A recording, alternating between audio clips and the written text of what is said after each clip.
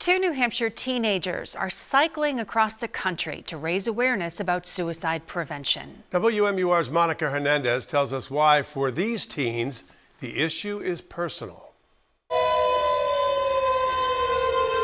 A hero's welcome for Mike Mariani and Devin McLaughlin in a journey where every mile matters. These 16-year-old best friends ended their 700-mile bike ride around New England at the Chesterfield Fire Department, honoring someone who's not here. Nate was always a super funny person and very caring. Nate was Mike's older brother.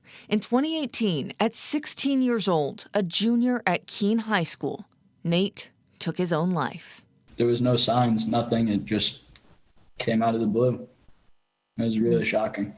Through that pain, Mike found purpose. He and Devin launched Pedaling for Prevention, planning a 72-day coast-to-coast bike ride spanning nearly 4,000 miles, meant to spread awareness and raise money for NH Samaritans, a nonprofit that runs a crisis hotline and supports loss survivors. But last spring, the pandemic forced them to reschedule, which is why they cycled across New England instead, but a knee injury cut it short. Even though we had faced challenges, and keep going and still spread our message. And they did at socially distanced meet and greets around New Hampshire. It has been difficult through the entire journey talking about the story, but every time that we do talk about it, we hope that we can help somebody else and reduce the stigma and keep Nate's memory alive. Deb Baird has been drawn to their journey. Her son died by suicide.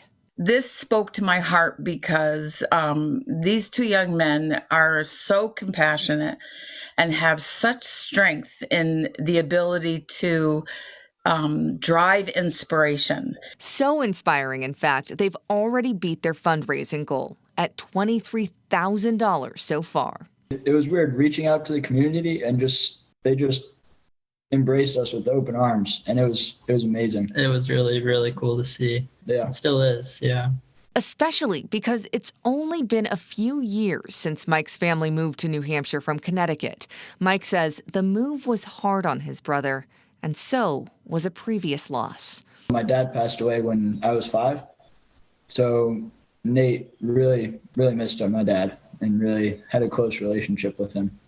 At the heart of their mission, they want young people to know it's okay not to be okay, but even more so that help is very much so available. And I would just like to say that just keep moving forward and never stop, and always just believe that it will get better. And they are finally getting ready to start that cross-country ride this June for Nate. It'll feel amazing to spread our message all the way across the country, and I think that is something that he would be very proud of.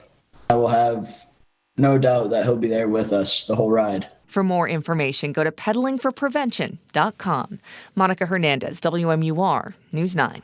There are many resources around New Hampshire to help young people struggling with mental health challenges.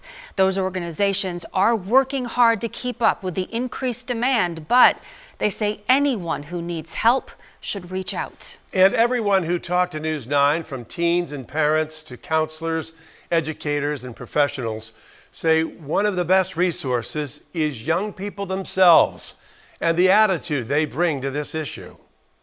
I see these young people absolutely doing something that I know in my generation we could not do.